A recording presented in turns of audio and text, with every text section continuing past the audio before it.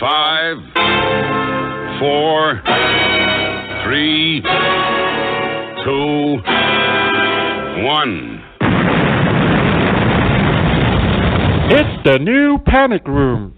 It's the show other shows want to be, and the show that authors want to be on.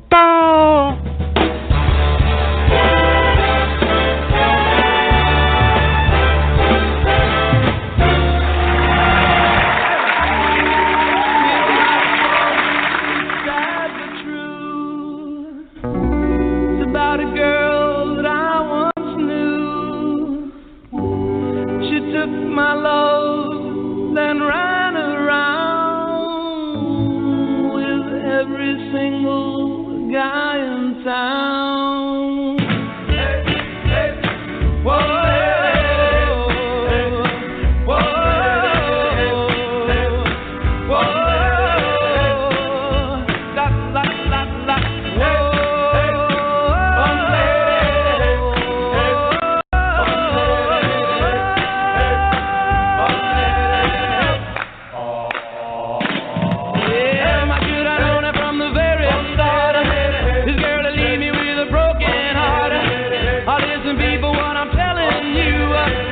Keep away from a runaround Sue, yeah. My lips and a smile on her face, the touch of her hand and this girl's one embrace. So if you don't want to cry like I do, I'll keep away from a runaround Sue. Whoa.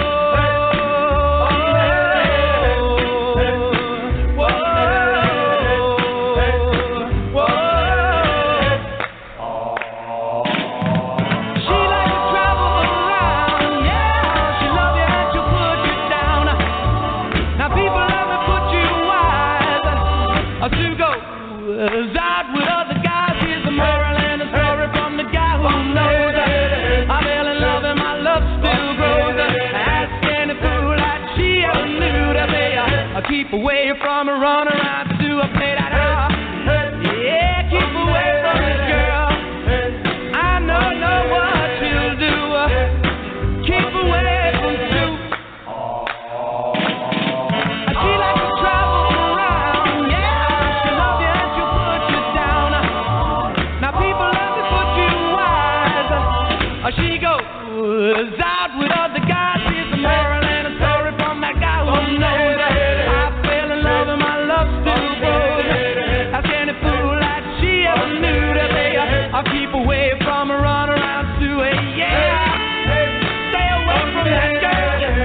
Don't you know what you do now? Whoa.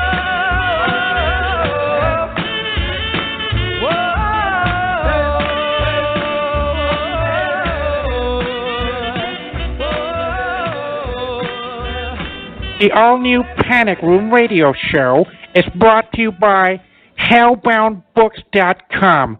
Good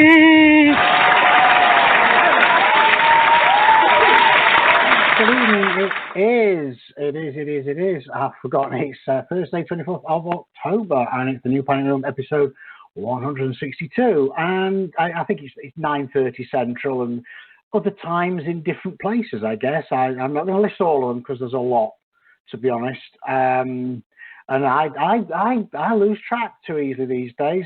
It's not. I'm not used to living in the country with 60,000 different time zones.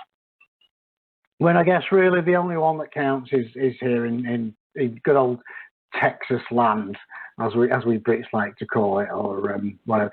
Or it's funny because obviously with Donald Trump sort of shifting the borders around, I'm not sure where we are anymore. He's obviously building a wall around Colorado now for some bizarre reason, not sure why. But anywho, before we get on to the old late book of Donald Trump, thoughts and prayers, Donald, and I've missed her. I have missed her this week. So without further ado. Come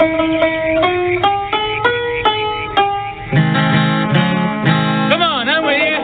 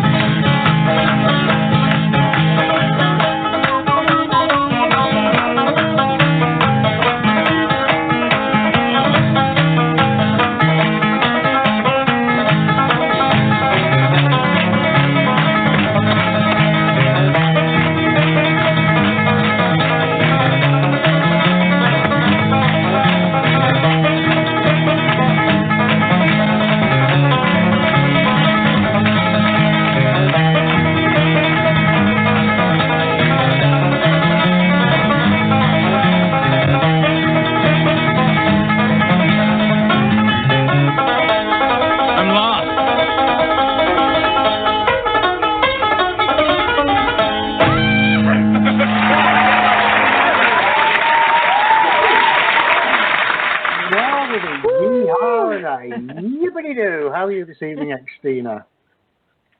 I am good. I'm just looking forward to tomorrow. It's Friday, and yay, Friday. So, but I'm good.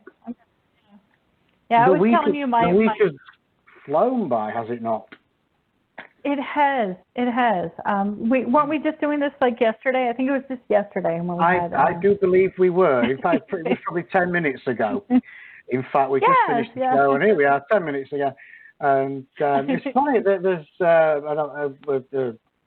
it's not really a rival show because he's nowhere near as good as we are, but there is another show. And I think last month he did a show every evening, every night. Oh.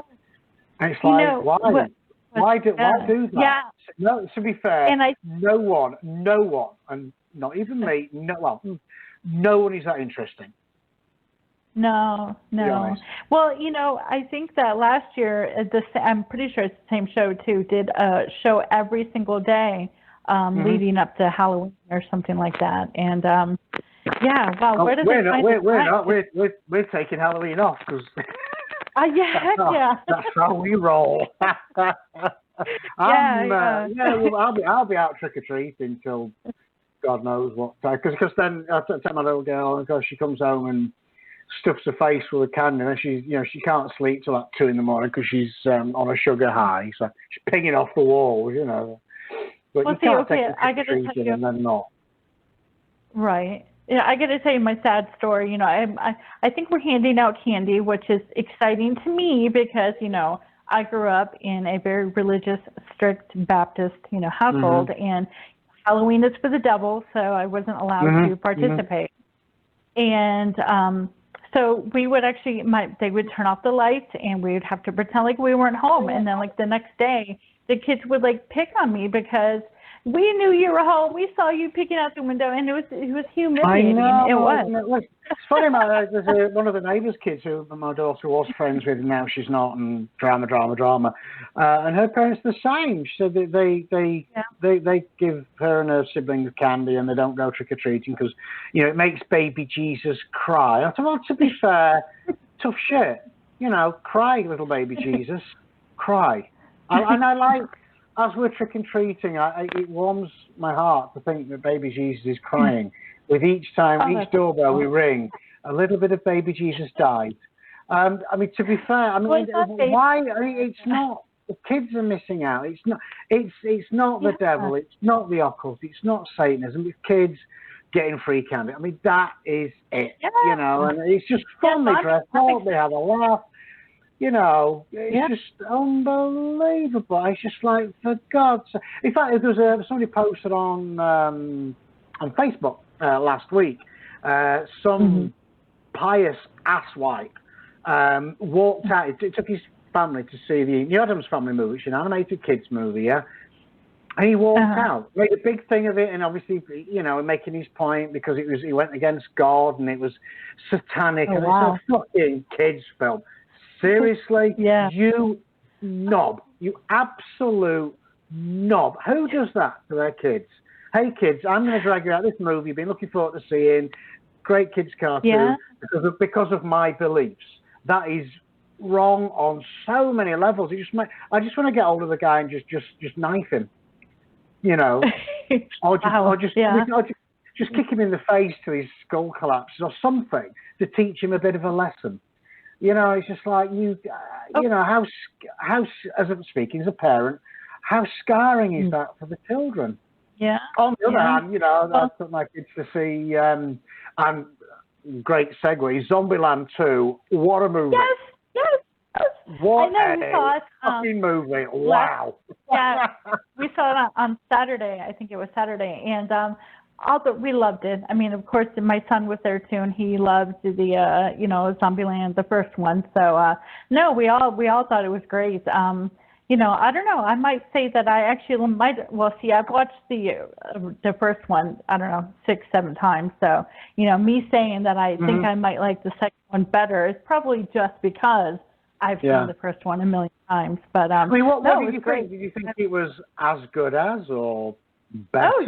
Oh yeah. As as good as I don't know. I don't know about better, but definitely as good as. And I I'd mean, say it was as good as. And it was great to see the old, yeah. Eisenberg and Harrelson and Emma Stone. Yes, Bob Murray. The Bob Murray cameo was phenomenal. How are they going to fit Bob? Because they did, but they referenced it. And I'm not going to spoil it. And Bob just makes his cameo, and it's fantastic. So brilliantly done, and it's so tongue-in-cheek, and it was like visiting with old friends. I really, really enjoyed it, So I shall eagerly wait for coming out on cable on whatever, Netflix or whatever. I don't have cable no more, so I can watch it again. I think that every 10 years they should get together and just, so we know what's going on in Zombieland, because it's a great world. It is. It's a great. I really enjoyed it. Yeah. So, and I was worried. I was worried that it wasn't going to live up to the original, the first one or whatever. But no, it did. It did great.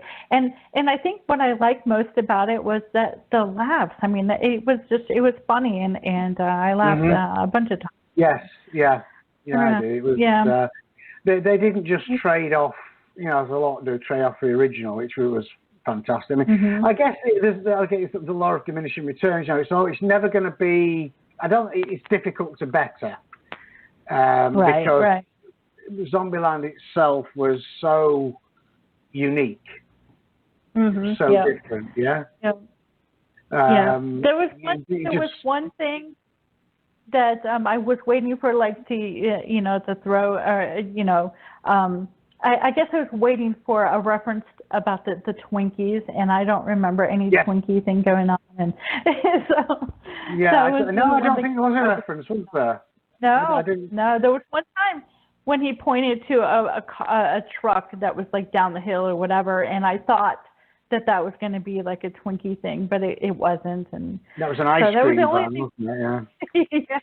Yeah. So that was the only thing that I think I missed was the Twinkie, which it's small. I mean, that's a small thing to to worry about. So everything else, it checked all the boxes and everything, and so I'm a big fan. I liked it. I like zombies though. Do you watch the Walking Dead? Do you watch The Walking Dead at all? No. I watched the first episode. I think I watched a few bits of season 3, and I just, and I'm a big zombie fan, big horror fan. I just could not get into it. Yeah, I don't know why.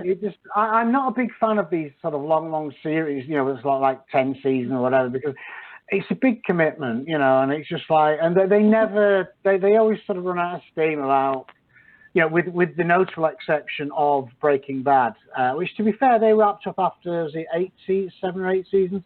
They knew when to quit, but they start getting repetitive and formulaic, and they run out of steam. I was a big CSI fan, and it's slightly different. But the first few seasons were phenomenal. But then you start to, it's funny because we would watch CSI Miami and CSI New York and the original CSI and Vegas, whatever, and you'd start seeing that they'd pinched the plot from the other shows. I know, they did this a few weeks back in CSI Miami, and this is CSI New York. No. Start recycling plots, because they run out of ideas, obviously, I was a big fan of the Walking Dead in the beginning, just because I like the whole the end of the world type thing, and the whole world they create. I thought was cool. I love the idea, but the last couple of seasons I have not. I don't know. To me, I think they've gotten kind of silly. So I don't know. I mean, I've trying because I just like the world. But then again, is there anybody on it that was in the beginning? I can't think of it. Well, yeah, I guess there are a few, but I mean, they can't. I wouldn't know. I've never seen it. Yeah, right. The guy right at the beginning, the sheriff guy right at the beginning. Is he still in? Yeah, he's gone. No. Is he gone now? I think he's only been gone for a couple of seasons, but yet it's been longer in the show because they jump forward 6 years or something like that. It's kind of confusing. Yeah. I don't know. I'm still kind of trying to watch, but I did miss a little bit. But yeah. I don't know. I'm trying. And then they did the what was that? This is so confusing to me. They did that show, Fear of the Walking Dead, and I tried to watch that, and I don't know. I'm not a fan of the main chick that was on there at first, but whatever. But the Fear of the Walking Dead, they did the time jump as well, and so now they're like caught up to the timeline in The Walking Dead. So I'm like, why do they even need another show if they're in the same? That's confusing to me. Oh, because what wasn't Fear the Walking Dead supposed to be sort of the precursor? Yeah. And that was an interesting idea, but now they're in the same, time. Yeah. And I'm like, what? And again, I watched the first. I thought, well, I'll give that a go. Yeah. Literally, I think the first one. I thought, no, it's just boring. I'm just no. And it's not. I mean, it's not often I subscribers say to the long season things, because I guess I just get bored. I'd rather watch a movie. The sort of it's an hour and a half, 2 hours, 3 hours, but that's it. That's it. That's done, and that's great. I like that. That's good. Because the thing is, next I tend to watch a movie. End of the day, I'll crash in bed and like a 2 hour movie for me. It's like it's like a four series. Four episodes. Because I get about half an hour and no. In fact, I've just finished watching this HBO series, The Righteous Gemstones, which is Danny McBride, John Goodman, Adam Devine. I mean, tremendous cast, incredibly well done. It's a big piss take of the mega rich televangelists, or the evangelist people, with the big super churches, and it just shows they're just corrupt, unpleasant, nasty people, just ripping people off. It's him, Joel Osteen, and Jim Bakker, and as much as he does, you just can't trust them. You ever see him? He blinks like crazy, like crazily. He's hiding something, Yeah. No, he's kind of. He's a very unpleasant character. So, but I'd recommend it. I mean, it's brilliant. Very well done. It's got some funny bits in it, and to be fair, I just watched the last one of the season, and it fell a bit flat, but the build up to it was really, really good. And I've now season 3 of The Deuce has started, which is brilliant actually. It's James Franco and Maggie Gyllenhaal. Who I'm a bit. I have a bit of a. I always had a bit of a. Ever since I saw her in The Secretary, always had a bit of a crush on Mags. That was a good movie. Brilliant movie, and it started off in the 70s, in New York, in the seedy end of the red light district of New York. It's basically the rise of the porn industry, and it's incredibly well done. It's the great characters, good actors. It's gritty. It's got some humour in it, and the character study is fantastic. So again, I think speaking as a professional writer, which I can say now, I like good writing. I very quickly pick out sloppy writing and cliches and all that stuff. And again, I'd recommend. I think it's the 5. They're only doing 3 seasons, which is nice, so they won't spoil it. So they're now in the early 80s, which is the rise of the home video, VCR, which absolutely catapulted the porn industry into mega billions of dollars. I used to know what the figure was globally. The adult industry globally is literally billions and billions of dollars. I think it's worth about it's like 20 billion in England alone. I mean, it's just ridiculous. Wow. And bearing in mind that's what is catalogued. There's a lot of aspects of the adult industry that is not catalogued or recorded anyway. So it's probably double you were that. saying you don't care for like long things. Have you long series? Got to watch what I'm saying here. Oh, I do like a long thing, I have to say. Ooh, matron. Anyway. What's that show? Oh, Sharp Objects. I think I mentioned it a couple weeks ago. But it's on my list of things that I must see, and I've not. Why have I not watched that yet? Is it that good? I really enjoyed it. I really did. and I think it's only like 10 episodes, and that's it. It's like just the a mini series or whatever, so you don't have to like get too involved. But no, I think the author Gillian, what's her name, Flynn. I've read a couple things by her, and I think she's great. I mean, and it's definitely a psychological thing going on there. And I read the book and watched the show, and I do think I like the show a little bit better, especially I like the show a little bit better than I think I like the book. So, which doesn't happen very often. Yeah. No. Yeah. But no, I liked it. It's so you got to watch that. So. I know you'd recommended it so often, and I did. I keep a list of things I must watch, and I just keep. It's funny. I keep adding to it, and then not actually get around to watching. Right. No, it's just, that happens. Fine, I know. So we're going to have to bring Jeff on at some point, but I've been watching. It's recommended to me by my sweet little baby daughter. It's called Big Mouth.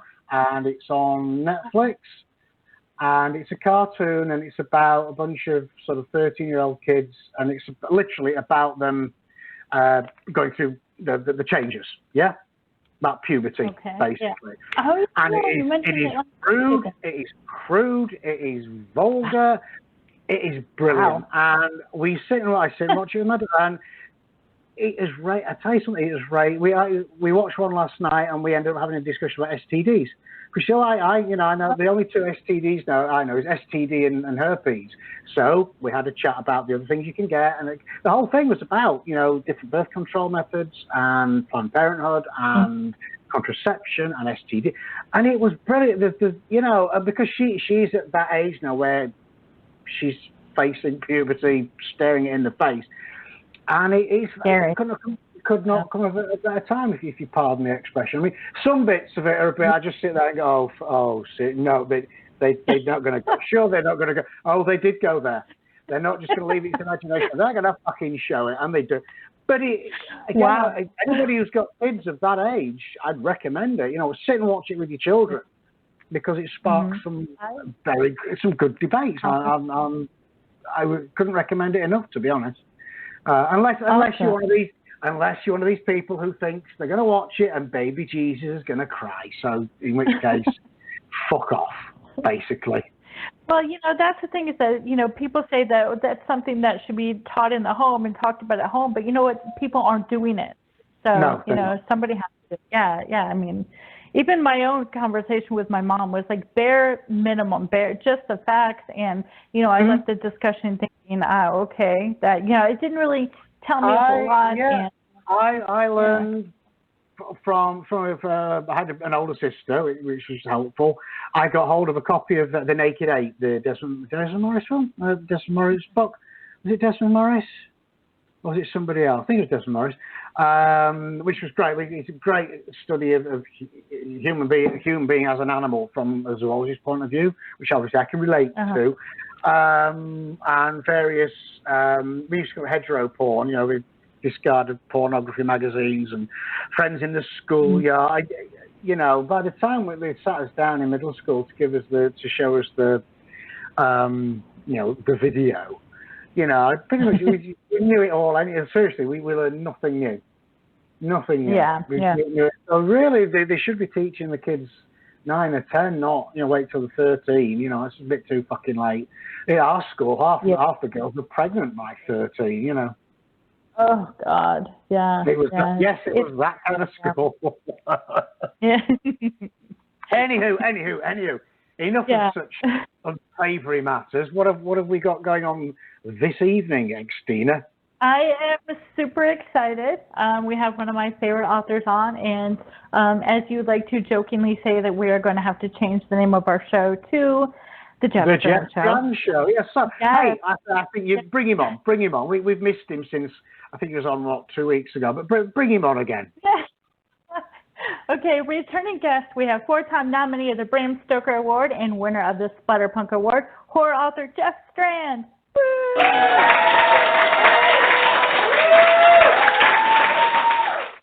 Well, welcome to the Jeff Strand Show, sir. How are you this evening? I'm great. How are you? Good. It's wonderful to have. I think that the only thing that is telling, obviously, the number of times I've had you on, it's always just something new. You are so incredibly prolific. How on earth do you do it? Pretty much just sit down and write. I don't, I goof off a lot, but I try to goof off as little as possible. And basically, it's just butt in chair in front of keyboard. Yeah, that's the part I do struggle with sometimes. It's just get my butt to stay in the chair. And it's how again. I mean, do you have any specific techniques, or is it just that you're that kind of person who can be that focused that you just sit and you're not sat there writing? You just start writing and you sort of write 2 words and think, I really must fill the dishwasher. It needs to be done now.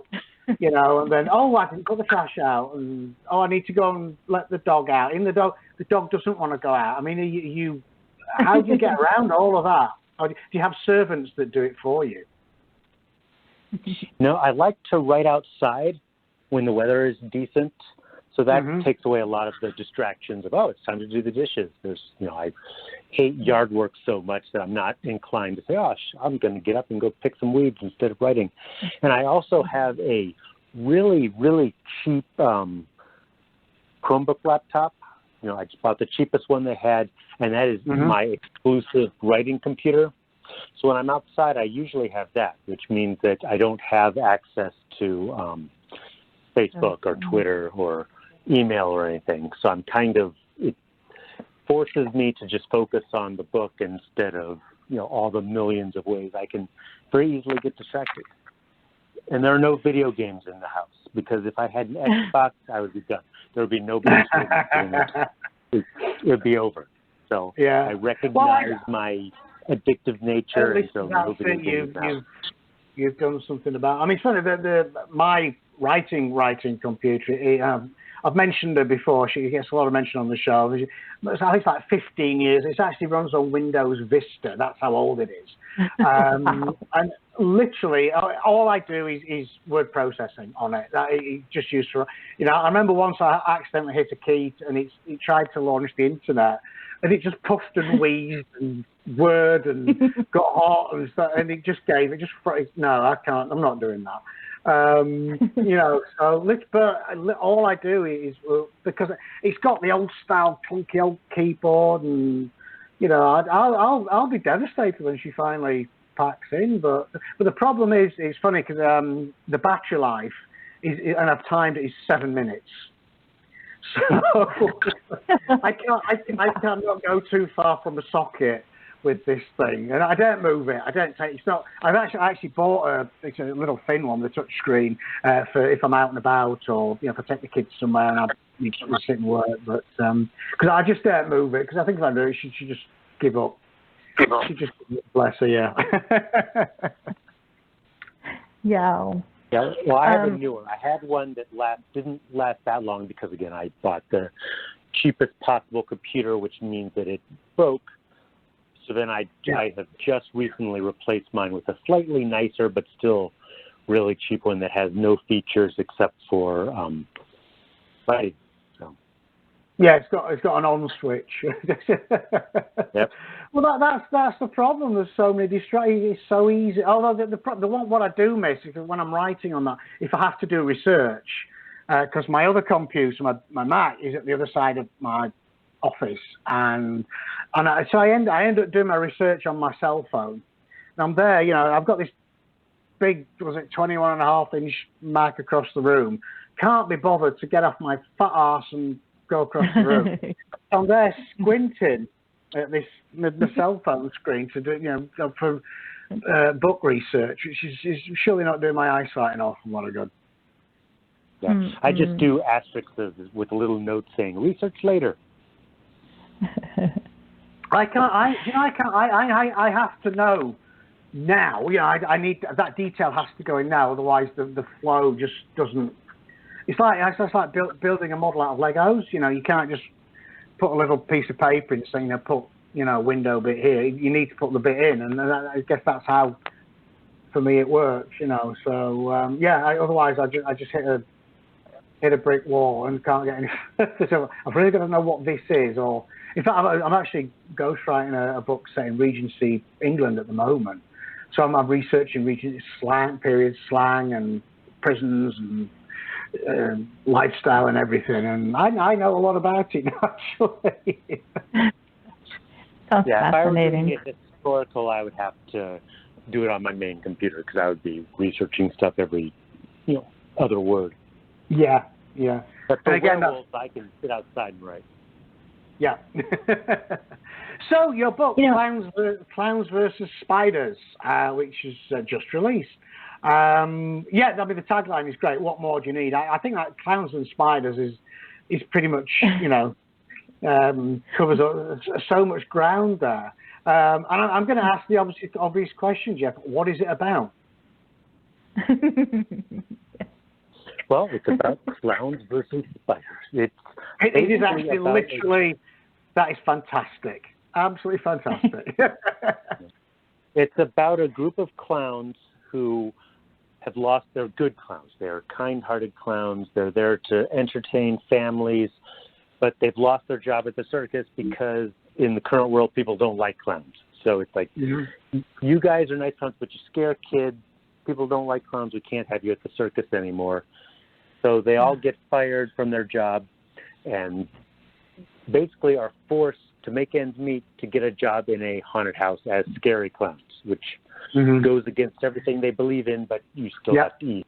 So, so they have to get into the scary clown costumes for the haunted house, and on the night the haunted house opens, an invasion of giant spiders overtakes the small town, and then much chaos and mayhem ensue.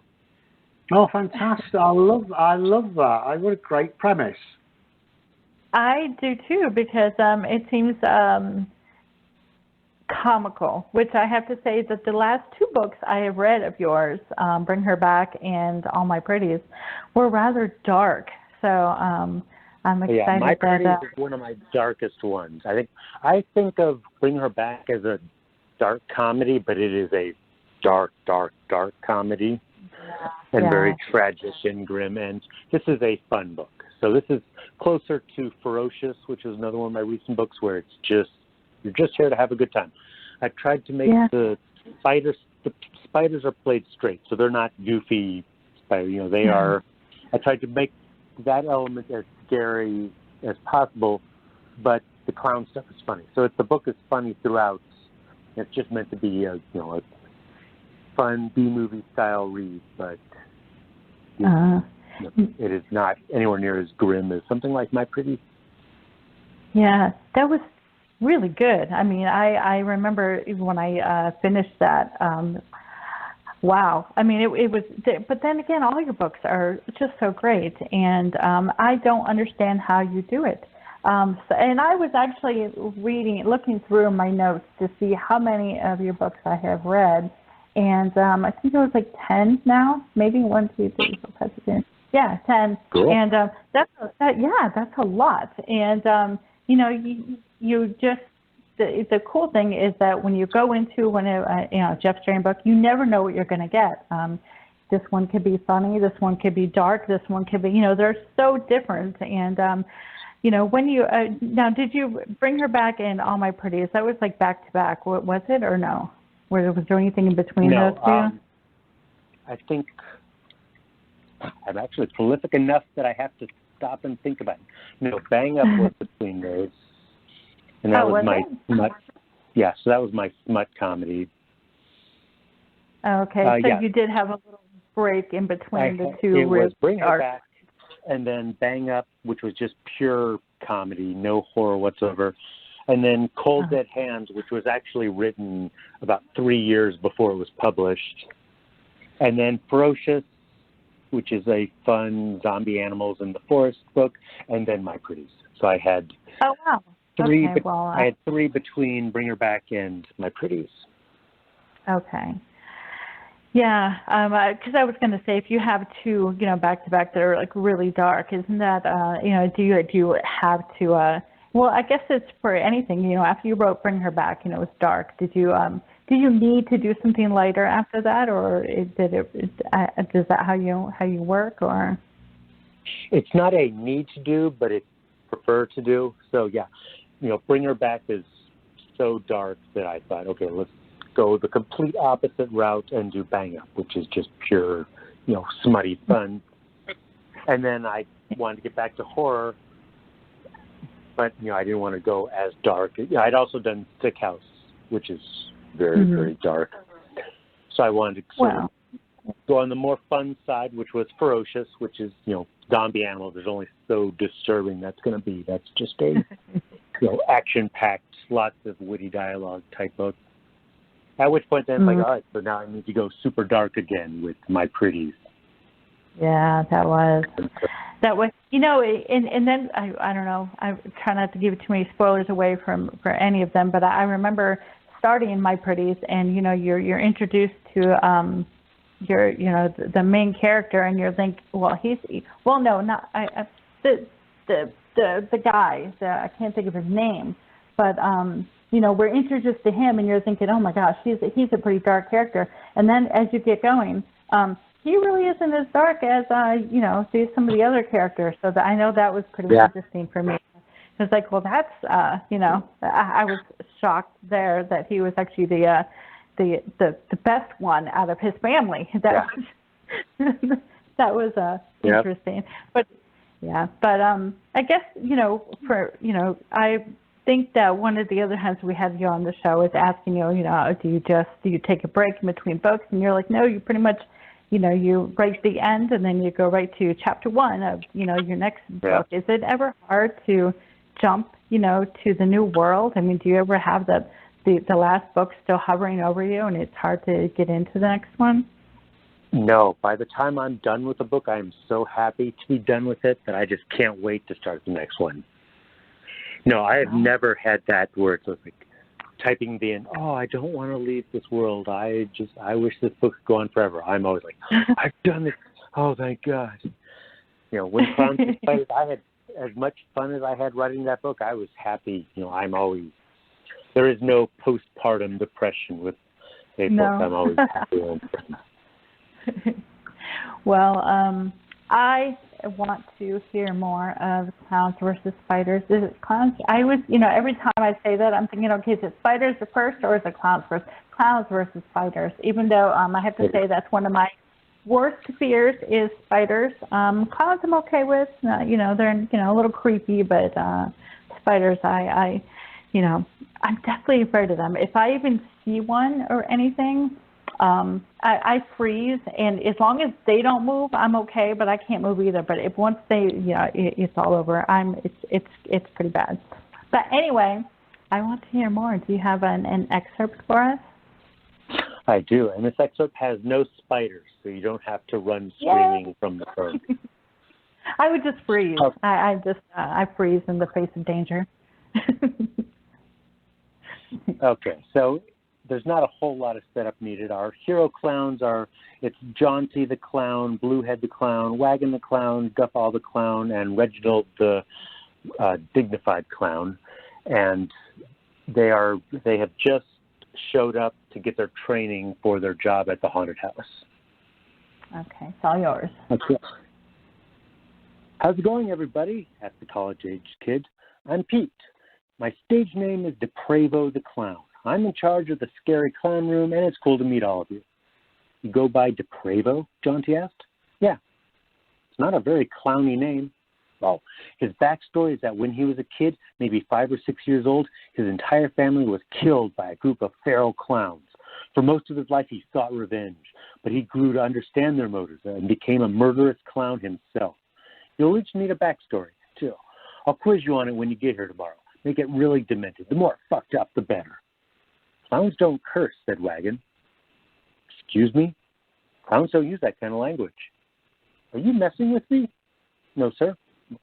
When I'm in makeup, I've got blood dribbling down the side of my mouth that's supposed to be from the throat of a newborn baby. However, you're right.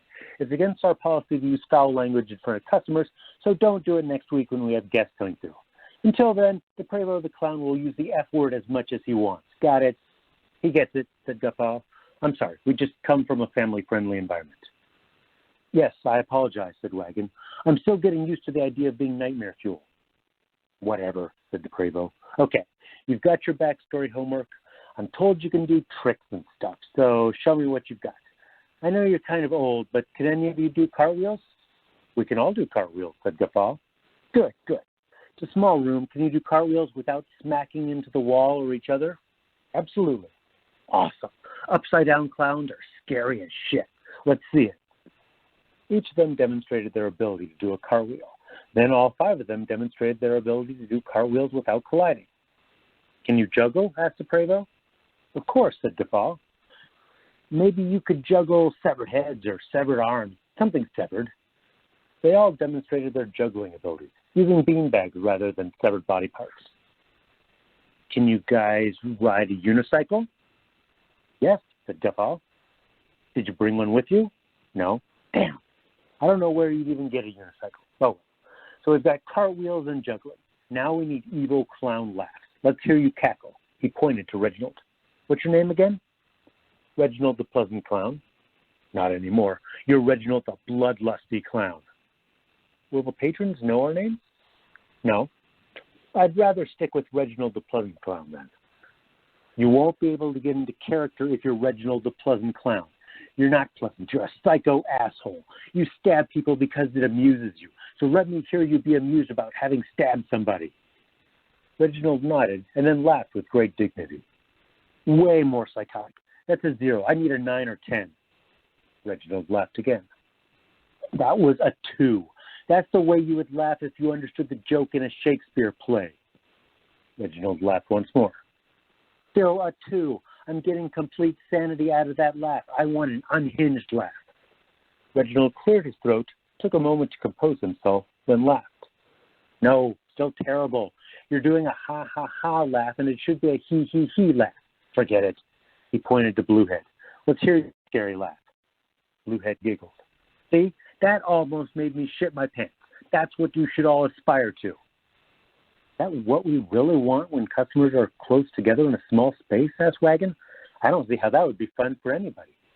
I meant metaphorically shitting their pants. Okay, yeah, that would be better. DePrevo frowned. I'm getting this feeling like the 5 of you aren't really into the idea of scaring people. You understand why you're here, right? Yes, said Guffaw. We absolutely understand why we're here. I apologize. We performed in a very different environment for a long time, but I promise it won't affect our work. Every single one of us will bring our murderous clown A-game. Jaunty nodded. We'll get this out of our systems and come back ready to scare, scare, scare. In fact, that'll be our cheer. Scare, scare, scare. Everybody now. Scare, scare, scare, chanted the clowns with a respectable amount of enthusiasm. Oh, come on, you can do better than that, said Jaunty. This is the scary clown room at the Mountain of Terror. By golly, let's hear your scary clown room spirit. Scare, scare, scare. And that was an excerpt from Clowns versus Spiders. I love it. I do. It's funny because when the book came out and I saw the title of it, and I remember thinking, okay, well, I don't have to jump to get this. I'm not really into clowns or spiders, so I'm good with, leaving it and reading the next Jeff Strand book. And now I think I have to read it. I love the dialogue. I love the humor that you put into your writing. And we were talking about what was that movie, Zombieland, and it reminds me of the. Yeah, are you a fan of Zombieland? Yeah, I saw actually right before the show. I just got back from seeing Zombieland Double Tap, so really, I enjoyed that one a lot. I loved it. Yes. Yeah. So my history with Zombieland is that Shaun of the Dead is my favorite movie of all time. Uh-huh. And so when Zombieland came out, all the hype was, it's the best zombie comedy ever. It's even better than Shaun of the Dead. And I watched and like, yeah, that was fun. That was anywhere close to Shaun of the Dead. And I still get mad to this day when people say it's better than Shaun of the Dead. So, yeah, but I enjoyed it. So I went into Zombieland Double Tap with pretty low expectations, thinking, just give me a minimum amount of entertainment. And I actually really enjoyed it. So I think it's probably just about as good as the first one, equal quality. Yeah, more inclined to appreciate it this time. I definitely agree. And I have to say, and I'm going to get like booed, I'm sure, but I have not seen Shaun of the Dead. Boo! Shame on you. Shame on you. I know. How dare you? I'm gonna dummy you. I tell you, between now and the next show, you've got to watch Shaun of the Dead. Otherwise, I'm not going to let you on the show. Yeah, homework. Mm-hmm. Yeah, okay, I gotcha. You know, just a couple weeks ago, we watched, I'm going to say the names wrong, the Dale and Tucker versus Evil, that one. And my son, there you go, yeah. That was a good little film, though. That was fun. It was good fun. My son wanted to see it, and both me and the boyfriend were like, no, it doesn't sound like, anything but he made us watch, well, I can't say made us, but he wanted to watch this so bad that we sat down, and I could not believe how much I enjoyed it. I laughed, and I didn't even want to, because I'm not one for, I don't really like the spoof, like, scary movie or anything like that. I do like, but, I don't know. I loved it. I thought it was great, and so if Shaun of the Dead is even better, I guess we're going to have to watch that. I think Shaun of the Dead is, because it's quintessentially British, it is a great take on the British, because the zombie outbreak happens. Obviously you get Zombieland and they go across country and they do all that. In Shaun of the Dead, zombie outbreak, they go down the pub. And that is so wonderfully observed of the British attitude and the British life. Everything revolves around the pub on the corner. And it was some of the references were in there, and obviously Simon Pegg and I forget his first name, Frost, a great double act. They're tremendously well together. So you must watch that. That is your homework before the next. Okay. We're not having a show next week, so you've got 2 weeks to watch Shaun of the Dead. Yay. There you go. And Halloween we have next week, and I know that the first time I believe we had Jeff on the show, I mentioned the Halloween remakes, Rob Zombie, and he's not a fan. He says I think you absolutely hate them, right? It's not just you don't like them; you just hate them, right? Well, I've only even seen the first one. I disliked the first one so much that I didn't see any reason to see Halloween 2. So, but yes, I actively hated the Rob Zombie Halloween. Yeah, I liked it. I liked it. I was going to respect your taste on your show and not bring up that horrible movie. I don't know. I just, to me, I think it was the fact that it was so, oh God, I don't even know what the word I want to use here. I just remember staring at some of the scenes and just thinking that I was going to walk away just a little bit demented because of, so to me, maybe I'm a big fan of shock, the shock thing or something, because it was, I like the fact that we got a little more backstory, I thought, into Michael Myers, and so I thought that was kind of cool. But, yeah, I don't know. Just, I love Halloween stuff. I love scary stuff, and I don't know. And that's one thing I think I've been spoiled when it comes to horror books or anything in this area, this genre, because I like the comedy in there, and I don't think there's a lot of the authors out there who do that, who put that. And that's what if I pick up a book, I want to chuckle, especially if it's really gruesome, because sometimes you need a little comedy break, And I remember reading Inebriant by James, and it was like that, where you'd have like something gruesome happen, and then somebody would like pop up with a joke or something, and you're like, whew, I needed that. They cut the tension a little bit, or, I can breathe normally again, so I like that. I have to have a little bit of comedy in there.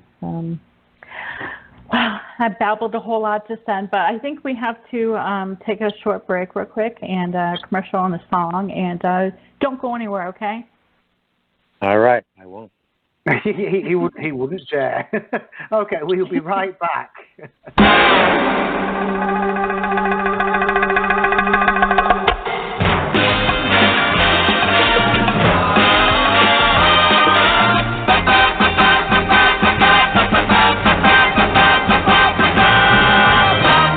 Room Radio Show is sponsored by Hellbound Books, purveyors of all manner of dark fiction.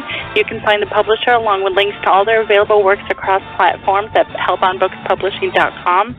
Hellbound Books is proud to be the first in the indie publishing business with a very own app on both Google Play and the App Store. In the mood for something steamy to read, check out new erotica author Jennifer Lynn's website at jenniferlynnerotica.com. You can find James at his website, www.jameslongmore.com, and Xtina has an author page found on the Hellbound website. Don't forget to follow the Panic Room Radio Show on social media. Our Facebook page, Unofficial The Panic Room Radio Show, Twitter at Panic Room Radio, our YouTube channel, The New Panic Room Radio Show, and come visit our website at www.panicroomradio.com.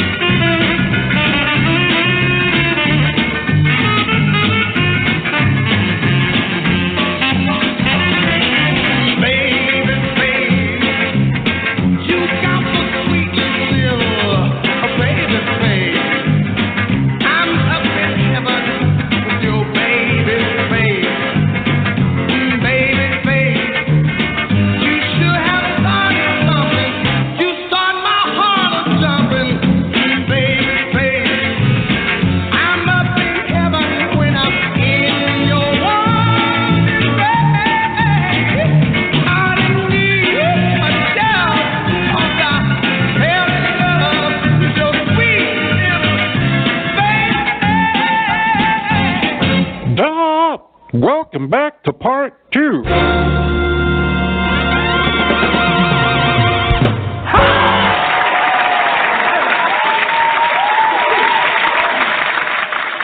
Well, what a jolly that cheered me right up. That did cheered me right up. But tell you what, before we bring Jeff back on, I'm going to hit this button. Into a wake in the morning and I step outside and I take a deep breath and I get real high and I scream from the top of my lungs, what's going on? And I say, hey, yeah, yeah, hey, yeah, yeah. I said, hey, what's going on? And I say,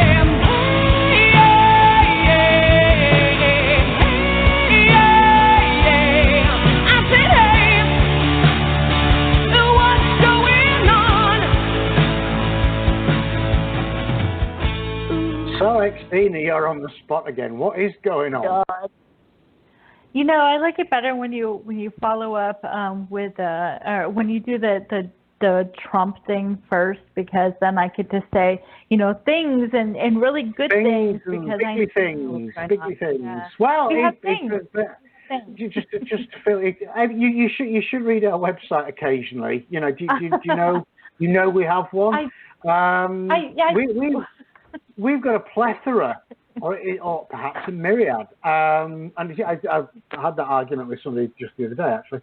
And we've got that Roadkill 4, Texas Horror for Texas, from Texas writers, and for Texas writers in many ways, which is actually having an official paperback launch on the 9th of November at a local, not local to me, not local to everyone, obviously, bookstore.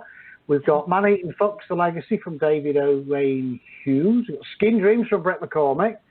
Highway 20 by Michael J. Moore. It's funny, actually, Skin Dreams and Roadkill 4, both Brett McCormick productions, because Brett actually compiled and edited Roadkill 4. Skin Dreams, obviously his. The Toilet Zone, which is actually nominated for a Bram Stoker Award, would you believe? I don't know how that happened. Somebody's nominated us, and we just popped up on the list, which is tremendous. All Mr. McCormick. So we're going to have to change the name of the company to Brett McCormick Bound. Yes, and we have him coming on the show. Well, of course, next week is Halloween, but then the week after that we have Brett on the show. So yeah, I'm excited. I almost forgot something that is not Brett McCormick. Actually, is the first issue of our of the Hellbound Books comic book. It's called Bound for Hell, and it's experimental at this stage, but it looks absolutely stunning, absolutely gorgeous.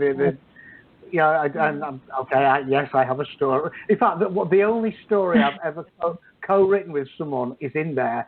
We wrote it exists as a short story, but it's in there as a graphic story as well. So there you go. There you go. Awesome. Yes, so, and let's see. Okay, and I am. Yeah, we have you said news, and are we going to ever announce the title to the dark romance anthology that I'm currently putting together, which is a lot of fun? We're not going to mention it because of people who will steal it. Let's wait until we've published. Ooh, because that's true. You can't trust because it's such a phenomenal site that people are just going to wee. They're going to wee when they see it. I've picked out some amazing stories for it, so I'm really excited. It's gonna be great. Yay! So we have that. Yeah, and then we have more of the audio books that are going, and that's popping out, and another one is going live shortly. The Toilet Zone. I just listened to the first 15 minutes.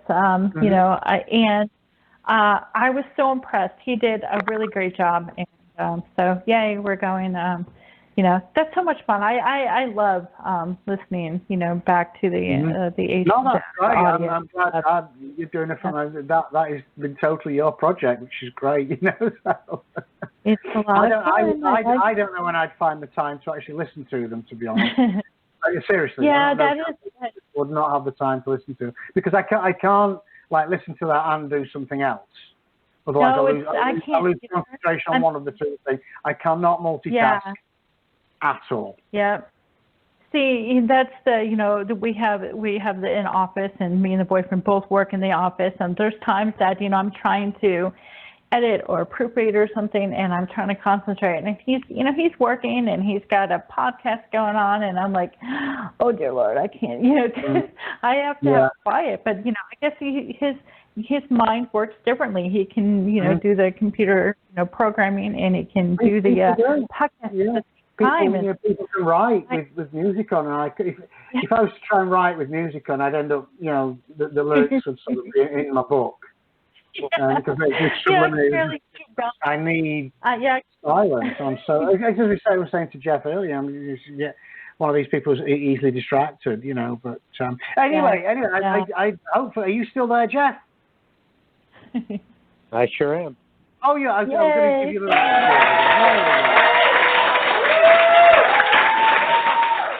Welcome back to part 2, Jeff. Well, thank you. You're welcome. I was going to be I was going to be really witty earlier when you asked what was going to be on the show. I doubt that very much. I was going to be like, our first guest is Jeff Strand to talk to us about, clowns versus spiders. And our second guest is Jeff Strand to talk to us about his book, Wolf Hunt 3, which I have to say I am excited about because I've read Wolf Hunt and a Wolf Hunt 2, and they are so great, and I can't wait. As a matter of fact, I was trying to do that thing that I do occasionally where I, plead for free books, and he was like, it's not even, done yet, so, or out yet, not until like next month. I was like, damn it.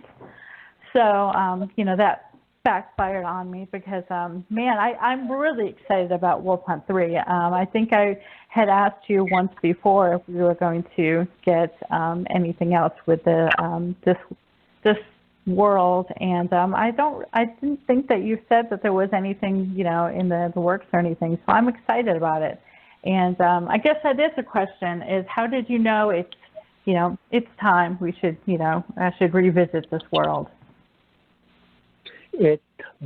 There's always been the plan to do a Wolf Hunt 3 because Wolf Hunt 2 didn't end necessarily on a cliffhanger, but it ended with there's more to come. Mm-hmm. So, but then, it took me 5 years to finally get around to it. And really it was kind of a marketing thing because I'm doing a newsletter promo exchange, which is basically a bunch of different authors tomorrow as we record this, whenever people listen to it, will be in the long, distant, ancient past. But it's a promo basically where you, instead of promoting your own books, you promote the link, which is www.cheaphorrorebooks.com. And it's a whole bunch of different horror novels for 99 cents. And this promo will include Wolf Hunt 1 and Wolf Hunt 2. So I thought, hey, wouldn't that be a good time to also release Wolf Hunt 3? But I didn't get Wolf Hunt 3 done in time. So Wolf Hunt 3 is up for pre-order. It's official. I haven't mentioned it yet. I'm going to start promoting it tomorrow morning, but it actually is up now. And so, along with the Wolf Hunt 1 and 2 99-cent sale for Kindle, pre-orders for Wolf Hunt 3 are now up. So it was basically, the timing was, hey, if the first two books are going to have a more visibility, I should try to, coincide it with Wolf Hunt 3. And so my wife, Lynn Hansen, who does all my covers, did new covers for Wolf Hunt 1 and 2 to give them a more unified look. And then she also, of course, did the cover for Wolf Hunt 3. So those are, we haven't promoted those yet. That's all tomorrow. But if you go on Amazon, they are now up there with the new brand spanking new covers. So that was what it was. It was, hey, this is a good marketing opportunity to finally bring the return of the Wolf Hunt series. Yeah, I was, before we had you come back, I was, this week I've been looking through, some of your books that I've read to try to, freshen up my memory. And I started with Wolf Hunt, the first book, and right away I was just like, oh, I remember these characters, and they're so funny. I mean, and that is what I've always taken away from your books is the humor. I crack up, and there are times, especially I remember reading Blister, and there were times that the humor to me was a little more understated. And I remember thinking, I wonder if everybody gets that this is funny. I mean, because I'm sure there's people out there that just don't have the same sense of humor, and so they don't really get it. But I'm like, I just crack up. I do. And even with Bring Her Back, some of the thoughts in, oh gosh, I can't, my mind is drawing a blank here. The main character, the thoughts that were in his head, I would just think, oh my gosh, that is so funny.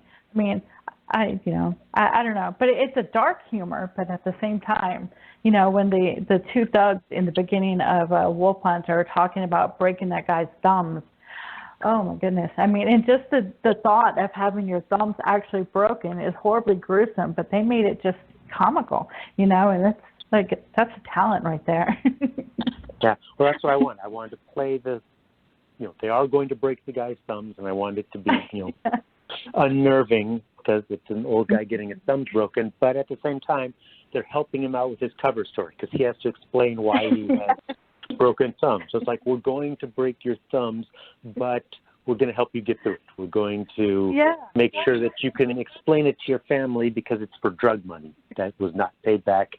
But since his family doesn't know he's a drug dealer, we'll help you work out a cover story so that when your thumbs are broken, it doesn't get you in trouble with your family. So they're considerate guys, and yet they're still going to break someone's thumbs. Yeah, I do like the way that you can make, even thugs into the good guys of the story. I mean, I loved them. They were great. And I did read forward to the excerpt that you're going to read for us shortly. And I have questions. So maybe it's a good time to do the reading. You want to do the reading for Wolf Hunt 3? Sure. And my big disclaimer is that there's, the excerpt is a big spoiler for a surprise in Wolf Hunt 2. So if you haven't read Wolf Hunt 2, cover your ears and go la la la la la, and for probably the next 15 minutes or so while we discuss it. But yeah, the challenge has been that the Wolf Hunt 3, basically, I can't really discuss it without spoiling Wolf Hunt 2. But Wolf Hunt 2 was 5 years ago, so I'm not going to worry about it too much. But so the setup is that at the end of Wolf Hunt 2, it was a George and Lou book, but Lou died in Wolf Hunt 2. So the book ends with George and also Allie and Eugene, two characters who joined him along the way in the second book. They're in a compound that is run by a guy named JP. And so when Wolf Hunt 3 starts, they've been living there for a few weeks, and that's where this excerpt takes off. Okay. So what's up, George asked. JP grinned, revealing his perfect teeth. Nice job blowing out all those birthday candles last night. Thanks. What did you wish for? I'll tell you won't come through. So seriously, George, tell me what you wished for. I wished for Charlize Theron to be waiting in my bed when I got back. She wasn't. You seem weirdly disappointed by my wish. I thought maybe you'd wished for something else. Well, what happened is I didn't actually believe that by successfully blowing out all 45 candles, I would be granted a magical wish. Because if that were the case, millions of little girls would have ponies, and Charlize Theron would be in beds across the nation. So I amused myself in my own mind with my implausible wish, never thinking that I'd have to defend my choice to you. Look, I apologize, said JP. I just thought you might have wished to have your friend back. Fuck you, said George. He clenched his fist, though he had no intention of actually punching anybody. Don't you dare turn his death into a stupid birthday wish discussion. That was really uncool of me. I'd planned out the way this conversation was going to go, and I botched it. No offense intended. So let me set this up a different way because I feel like it needs some preamble. How much do you miss Lou? Why? Answer the question. Well, how much do you think I miss him? Sorry, this is going horribly, said JP. I'm going to ask you to give me 2 minutes to play along and not be antagonistic. Can you do that for me, George? Sure. You know that we collected the bodies of all the werewolves and their victims, right? Yes. And you know that we've been keeping Lou in our makeshift morgue so that you could eventually give him a proper burial, right? Right. Wrong. What the hell are you talking about? You promised not to be antagonistic. Sorry, said George. I thought the 2 minutes were up. I'm not going to get into all the science because I understand maybe 4% of it. However, one of our projects in one of the rooms that you're not allowed to enter has been trying to return your friend to you. George took a step back to decrease the chances that he might indeed punch JP in the face. You mean like a zombie? No. No rotting flesh or braining, no monkey's paw twist. I mean Lou Flynn, just the way you remember it. I mean that we're ready for the final step and we need you there for it. This is a joke. I would shatter your jaw. Not just break it, shatter it. That would be completely fair. So you ready to see him? Yeah. Excerpt from Wolf Hunt 3. I'm ready to see him. I'm ready. So You know, my thought was that they were going to make him into a werewolf. Is that, you know, you're probably not going to tell us at all, are you? No, I'm probably not going to tell you. But. No, I know, but now I'm excited because I teared up. I really did when you killed him. And when you did that. When you killed him, I teared up. And I think I even remember writing you on Facebook and being mad at you for killing him. If I remember correctly, I did that. I mean, it sounds like something I would do. Yeah. I have a newsletter. My newsletter is going out tomorrow, and it's got an article on basically the creative decision I most regret. And it's basically an explanation of why the decision was made to kill Lou in Wolf Hunt 2 and why I decided to sort of walk that back for Wolf Hunt 3. Because I can justify the decision. I think it was the right decision for Wolf Hunt 2, but it made a lot of people mad. Yeah, they were just. If I'm gonna do Wolf Hunt 3, it needs to be a George and Lou book. So. Definitely, that's how I. They just made such a good team. They really did. And I know every time you're on, I bring up Cyclops Road because I loved that book. And, just speaking as a fan, I think that at the end, the very last page there, you could see where they could continue on their adventure into, something different. So I'm just going to leave that out there for you. So. All right. I will take the note. I know that, I don't personally do a lot with the listening to audiobooks for pleasure because I don't I can't pay attention. I really can't, and I just find my mind wandering. And but I will say that Cyclops Road was the only audiobook I ever bought, for pleasure. I did end up reading, I ended up getting the paperback too, but I have that on audio, and I was playing that the other night. Again, because I've been trying to, freshen up on all things Jeff Strand, and so I thought, well, let's listen to this, and it's I just like all your books, and you just need to, keep writing. Basically, for me, it doesn't matter if there are other fans out there who read you. I'm the important one, and I say more Cyclops Road, and But what are you doing next? The Cyclops Road audiobook. Joe Hempel, who narrated that, is going to be doing the audiobook for Sounds versus Spiders. So that'll be out from Tantor Media at some point. I'm not sure what the time frame is. And Scott Thomas, who did the audiobooks for Wolf Hunt 1 and 2, will be returning for the audiobook for Wolf Hunt 3. So if you like audiobooks, there is much audio goodness headed your way. Yeah, I have to admit now that, Hellbound has gotten into audiobooks, I'm a much bigger fan now, and I can appreciate all that goes into it. And especially, having you on and reading 2 excerpts, I have to say that I am awful at reading the excerpts.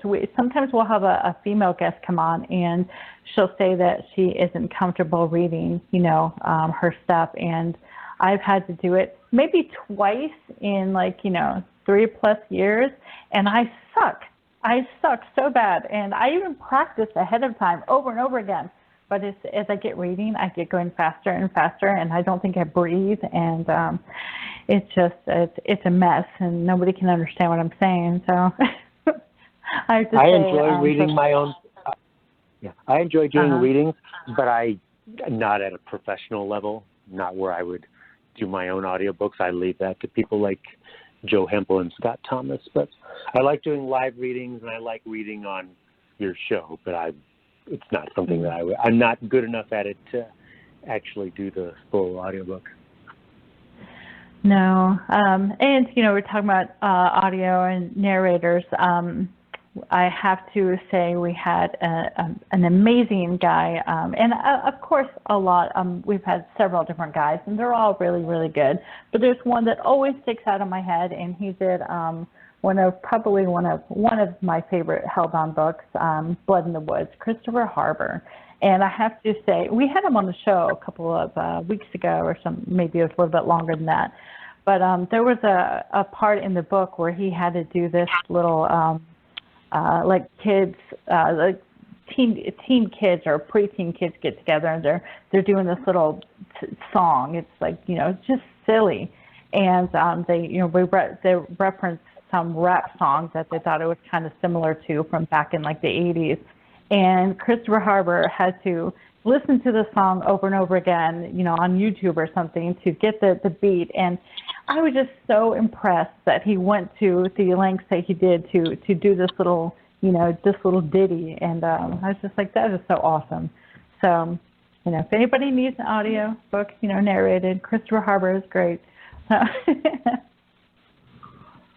right. But I know. I need to put more rap songs in my books. Yeah, you know what? I think that's something that people don't do often enough, and it was just that's silly. What but he do. just I should write a book just for the purpose of torturing the narrator. Yes, you know, I mean, every goofy voice I can think of, and lots of singing. Singing, definitely lots of singing. Yeah. But what is it that you are working on now? At this point, I'm still polishing up Wolf Hunt 3, which is up for pre-order now but doesn't come out until November 19th. I've got a little bit of time to tweak that, and I actually don't know what's coming next after that. It will be it'll be a horror novel, I know for sure, but it's one that's not.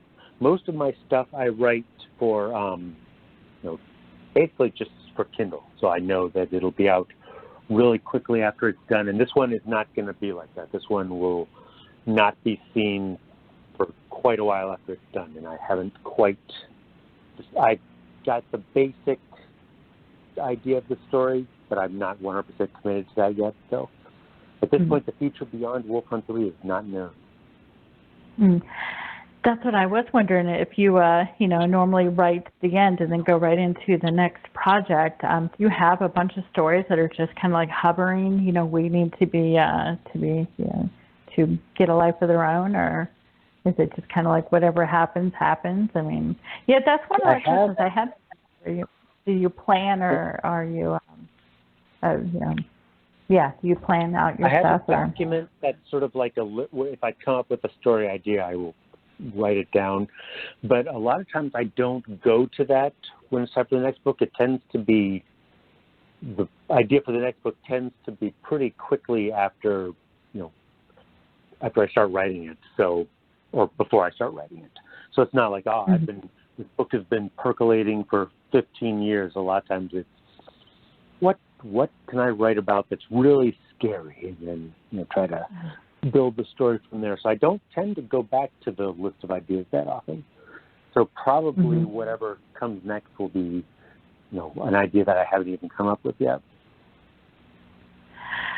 Now, I can't imagine you have any time for anything other than writing, because you put out books so quickly. But when you're not writing, do you tend to read a lot, and what do you like to read? I don't read anywhere near as much as I would like to, because I could, with my to-be-read pile, if I did nothing but read, if I lived a long, long life and stopped needing to sleep and just read, I still could not get through my entire pile before I died. But I pretty much, you know, I read a lot of horror. I actually read a lot of mainstream type stuff. But yeah, I don't read anywhere near as much as I would like to or should. But I pretty much a horror reader. So.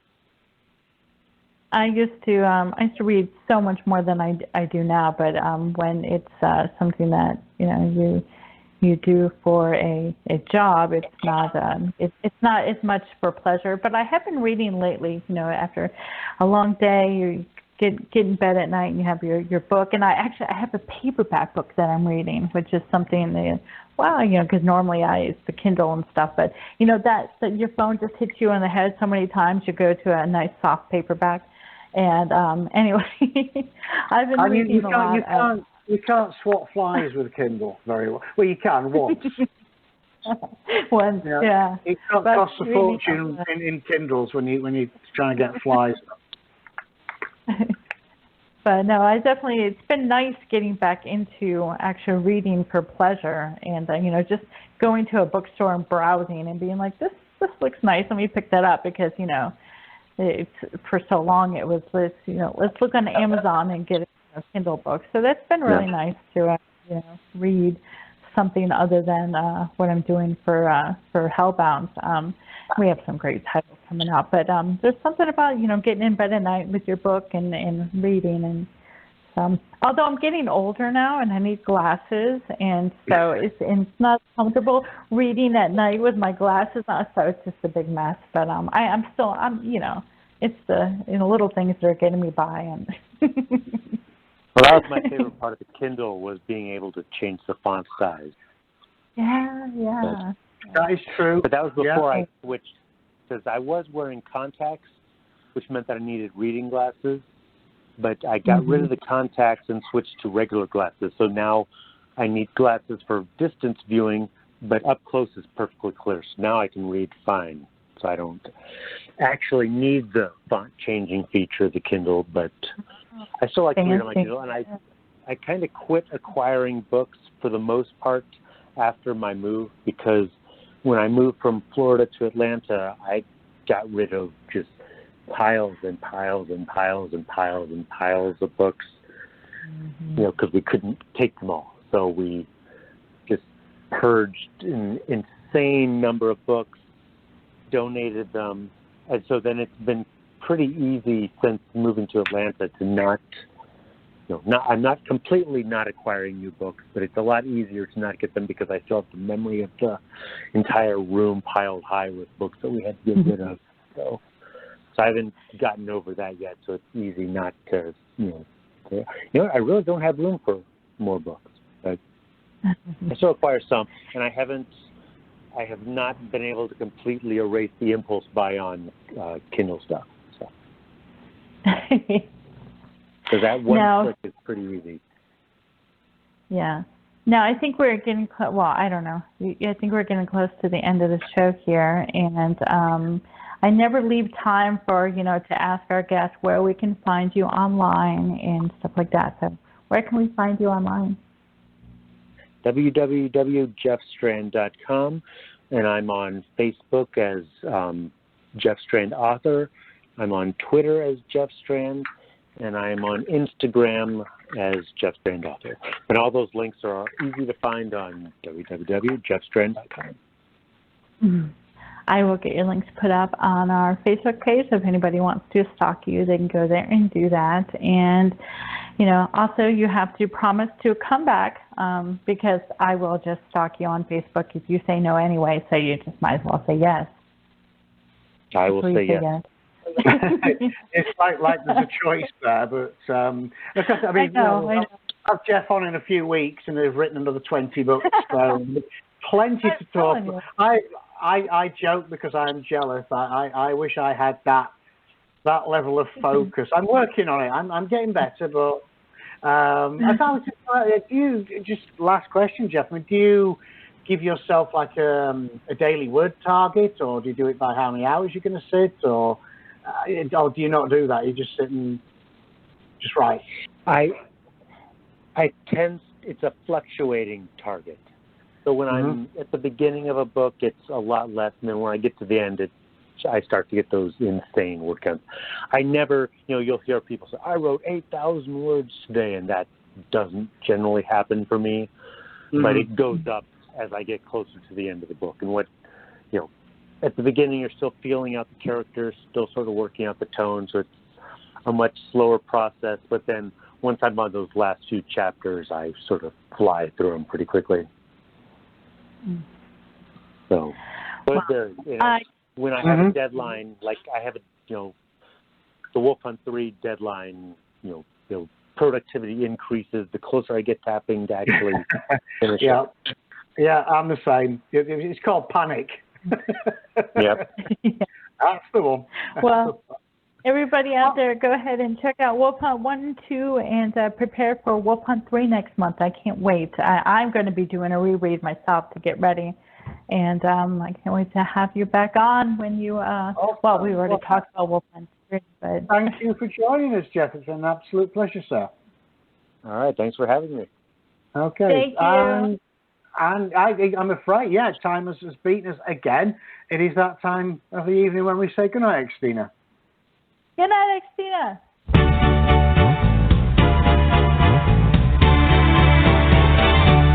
Oh, yeah, I'm the great pretender.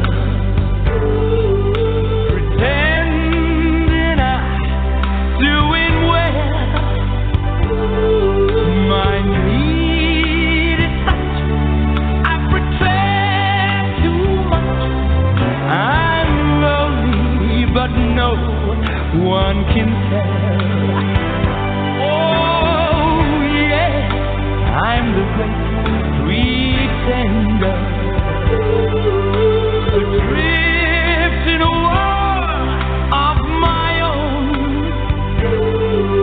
I play the game, but to my real shame, you've left me to dream all alone. Real is the feeling of make-believe. Too real when I feel what my heart can't conceal. Oh, yeah, I'm the great pretender. Just laughing and gay like a clown. I seem to be what I'm not. You see, I'm wearing my heart like a crown, pretending that you're still around.